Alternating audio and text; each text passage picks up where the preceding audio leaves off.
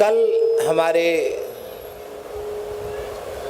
भारतीय सनातन परंपरा का एक महान पर्व है जिसका नाम है वट सावित्री। क्या? वट सावित्री। कल वट अमावास्या है। महासती सावित्री ने कल वट का पूजन करके अपने पति सत्यवान के प्राण को यमराज से वापस लेकर आई थी। महासती सौभाग्यवती माताएं कल वट वृक्ष का पूजन करती हैं, वट की 108 परिक्रमा करती हैं। तो वो तो अब एक नई परंपरा और चल पड़ी।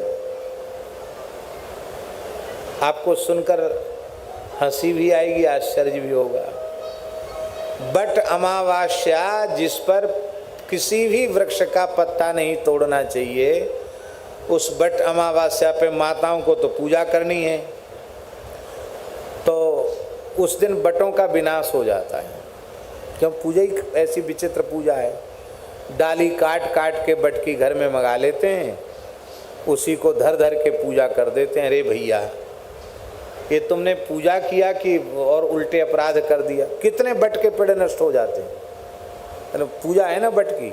अब बड़े शहरों में कहाँ जाएं, कई मंजिला फ्लैट हैं, तो वट की डाली मंगा लो, वट काट के आ जा, बाजार में सब चीज़ मिल जाती है। भैया मेरी प्रार्थना है, अमावास्या और पूर्णिमा तिथि को किसी भी वृक्ष का पत्ता तोड़ने पर या वृक्ष को काटने पर ब्रह्म हत्या का पाप लगता है, ऐसा हमारे शास्त्रों में लिखा है।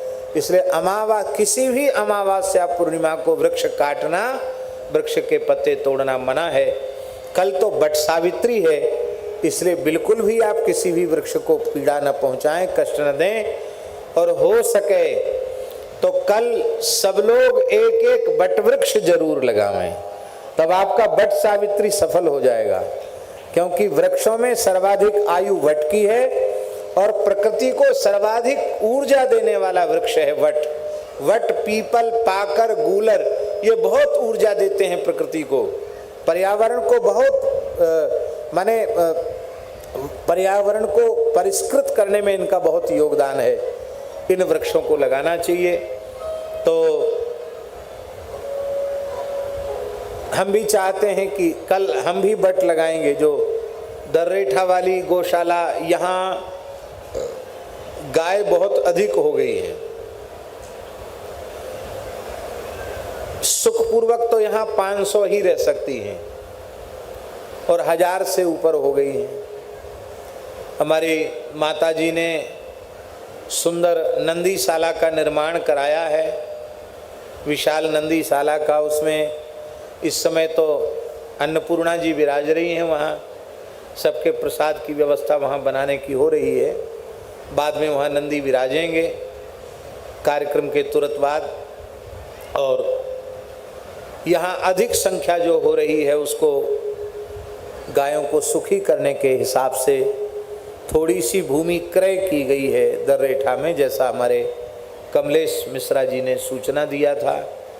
तो वहाँ एक शेड श्री गंगेली जी, राजेश गंगेली जी एक शेड बना रहे हैं, जिसमें लगभग 300 गाय वहाँ आ जाएं। इतना बड़ा शेड बना रहे हैं।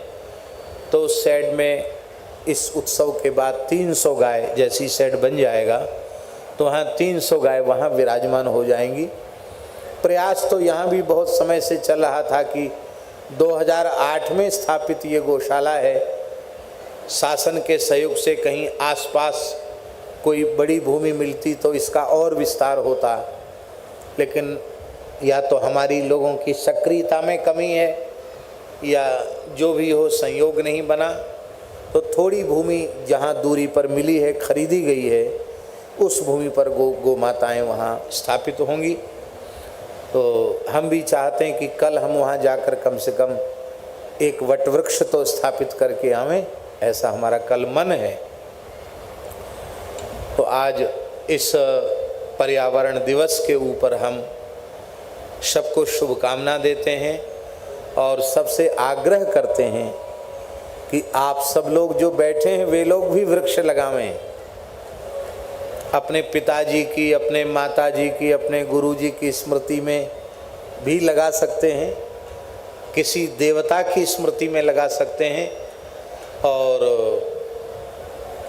जो लोग YouTube के माध्यम से जहाँ जहाँ तक लोग सुन रहे हैं, वे लोग भी कल आज भी लगावें संभव हो तो, और नहीं कल भी, क्योंकि कल वट सावित्री है। कल सभी लोग एक एक वट वृक्ष जरूर लगावें, उपलब्ध हो जाए तो वट वृक्ष, पीपर, पाकर, ये भी सब वट की ही श्रेणी के, उनको भी लगाया जा सकता, लेकिन वट अवश्य लगावें, ये प्रार्थना है।